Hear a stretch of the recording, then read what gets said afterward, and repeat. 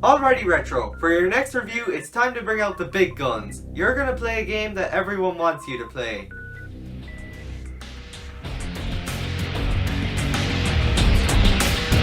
Super Metroid for the Super Nintendo. Oh boy, time to finish the trilogy.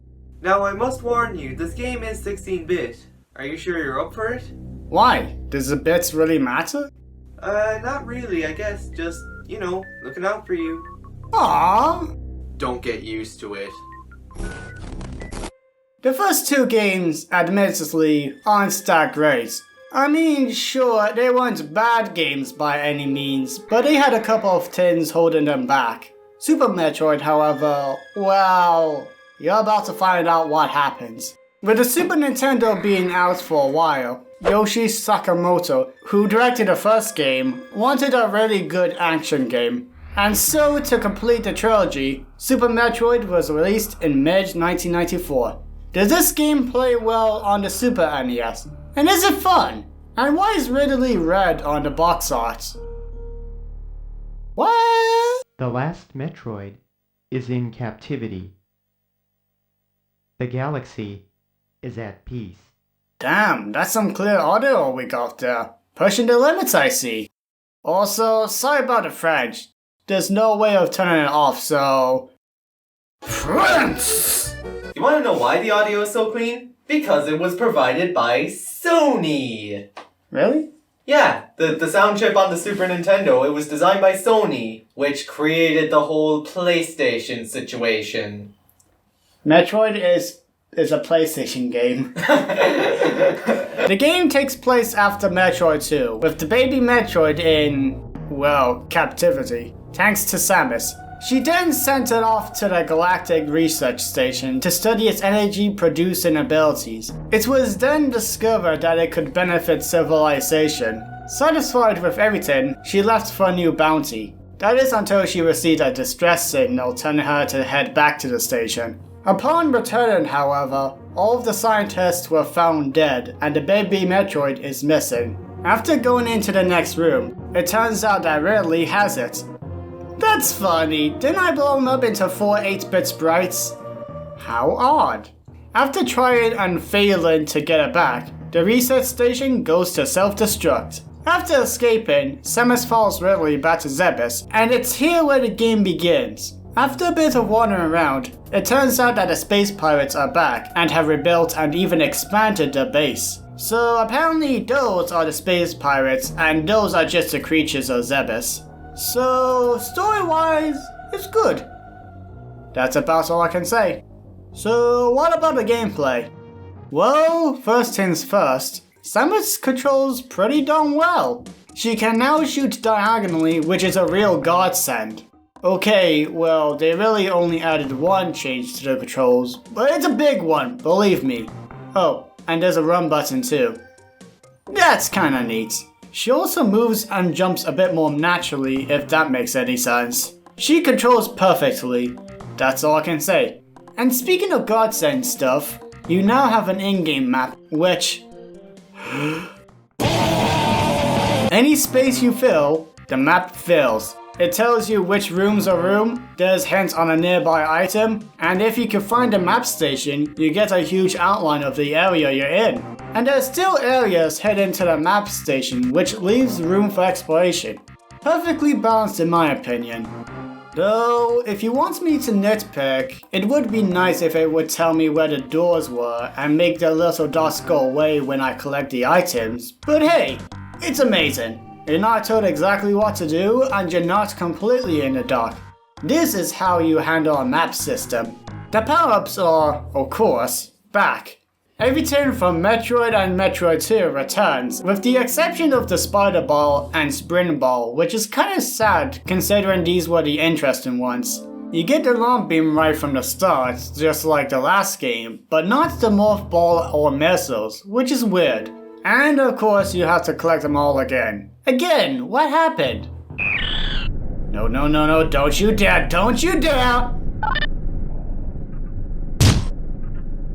Are you kidding me? For the new ones, there's the super missiles that are just more powerful versions of the normal missiles, and the power bombs, which are basically screen nukes. They can also open up certain green and yellow doors. The only disadvantage is that their ammo pickups are rare to come by, which is saying a lot since health and ammo pickups are very frequent pretty much all the time, and they can't be refilled at the refill stations, with the exception of Samus' ship.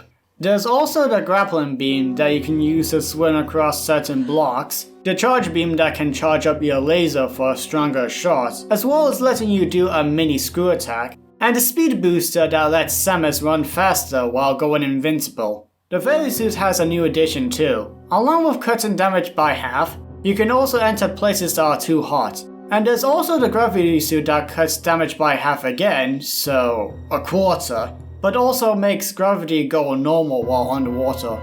It also lets you travel through certain lava? I think? I couldn't do so before here, but now I can? I don't know. And last but certainly not least, the X-ray scope, which lets you scan the area for breakable and hidden blocks. Oh yeah, certain hidden blocks require you to use a certain power-up now. Didn't know how to add this in, so there. Actually, speaking of adding things in, while there's not many new beams, you can now finally stack them up so you don't have to leave them to find them again if you change your mind. Thank you! I mean, you still have a choice between the spacer or the plasma, but you can choose it from the pause menu, which is very nice. Oh, and you can apparently turn off certain power-ups. Why would you do that? Oh, and I nearly forgot. I ain't so organized today, people. There's also the reserve tanks that'll save some extra health when you're low on, well, health, which is nice. I mean, they might as well be energy tanks, but it's still cool. Is that everything? Good. Like the first game, your goal is to beat all the main bosses, 4 this time around. With this being your only goal, along with fighting that damn 4th Metroid baby, it's pretty much up to you what to do next. Explore the place, look where you haven't been, find a power-up and go back to a place that was blocked off to keep going. Just like the NES game. But the reason I'm not complaining today is because of how it's so much easier now. With more memorable locations along with the new map system, getting lost isn't a problem anymore. I mean, sure, I got confused a good few amounts of times, but it didn't take me long to figure out what I had to do. Well, apart from the time I could just walk through the wall and having no way of knowing you can do that, even with the X-ray scope. Or the time I had to use a power bomb to blow up the glass in here. How are you supposed to figure that out? I hope I'm not the only one. And man, the backtracking. Okay, normally I dread backtracking. No one likes it. I play a Mario 64 level and I don't move on until I get everything I can get. There wasn't much force to backtracking in the other 2 games, pretty much none if you knew where to go, which, if you're stuck with the guide, you should. Here though, you're going to have to go back somewhere after you gain a power-up. However, once you go back, it's pretty much a breeze since Samus gets more and more powerful as she gains new abilities, saying screw you to those enemies that now take 1 hit. And it's especially good since you'll find quicker ways to get back with these new shortcuts. I mean, don't get me wrong, not knowing where the doors are can get frustrating, a lot, but it could do a whole lot worse. If you're worried about backtracking in this game, I mean, you still have to do it, but it's not as painful as backtracking normally is. And to a non-existent segue, the areas you travel in are so unique, new and old. I mean, let's be real, the only thing you recognized in the different areas in the first game were the music. And the second one, well, that was one big area. Here, they're all just so memorable. We've got Crateria, which is basically just the surface of the planet, with not much to say. Brainstar has a few familiar areas, but it's now a forest for whatever reason. I mean, they didn't have to. I would have been fine with this area being the only one looking exactly the same as the original, but hey, it's neat. And would you look at that, they've even added the NES bubble platforms. Now that's cute! Norfair returns, now serving as the hot area with lots of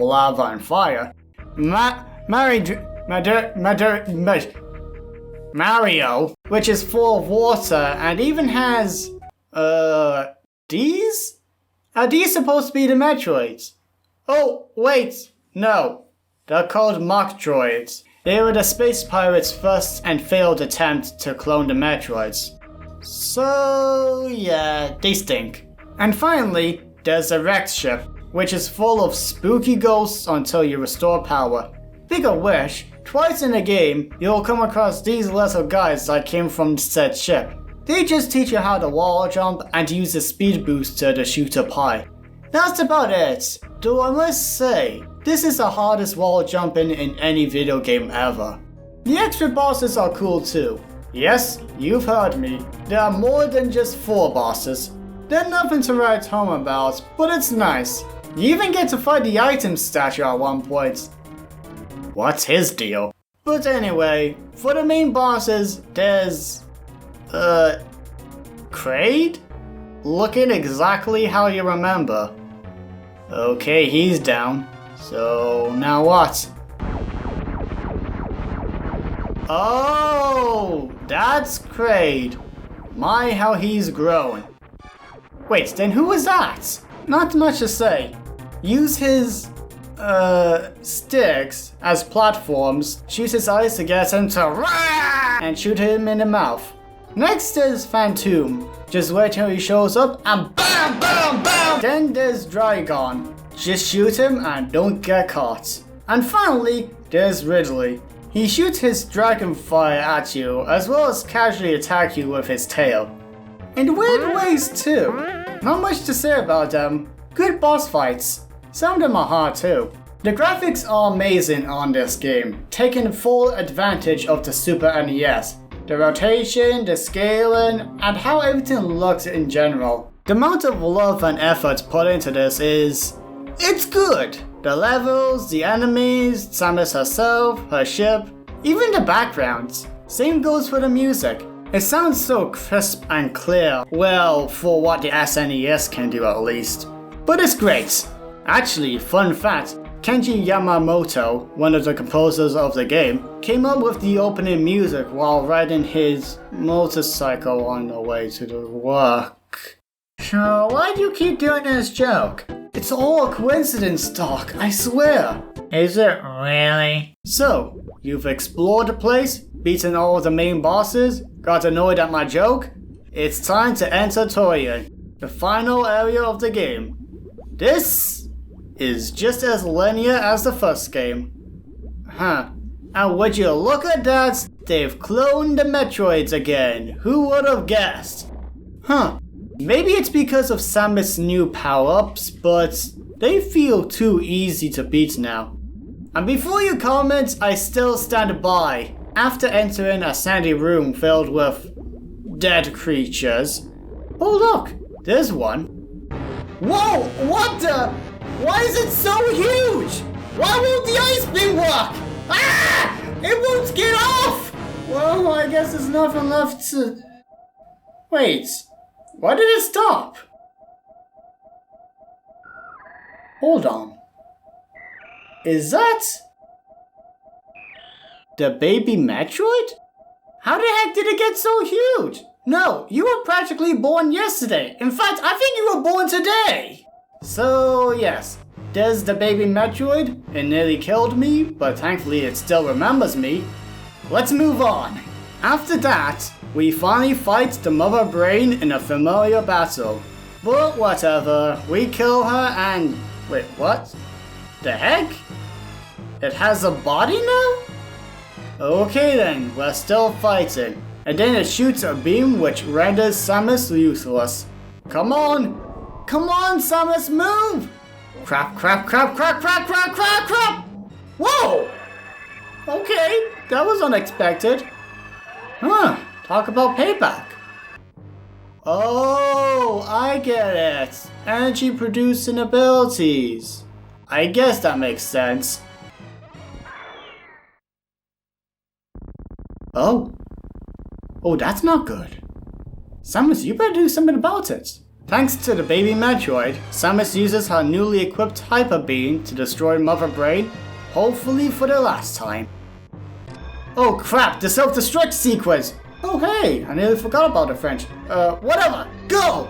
After that, the, whole planet blows up? What? How strong was that explosion? Will this go on my criminal record? But whatever, the game is beat. Now let's have a look at that time. I'm never gonna get the best ending. Well, at the very least, we can see if I've collected everything.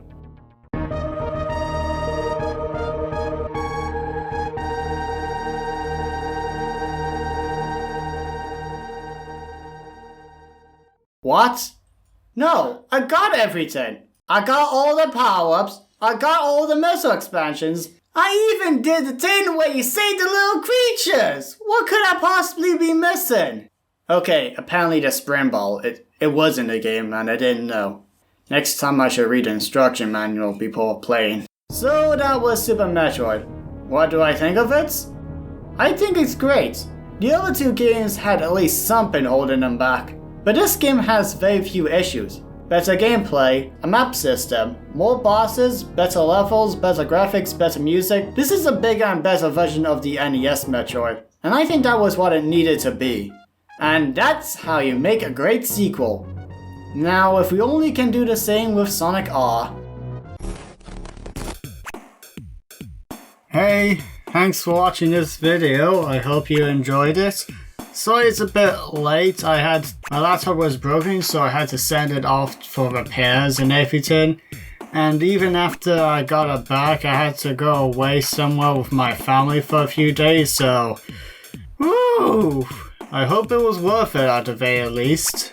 And special thanks to Shimoda Brian for letting me use his laptop to record.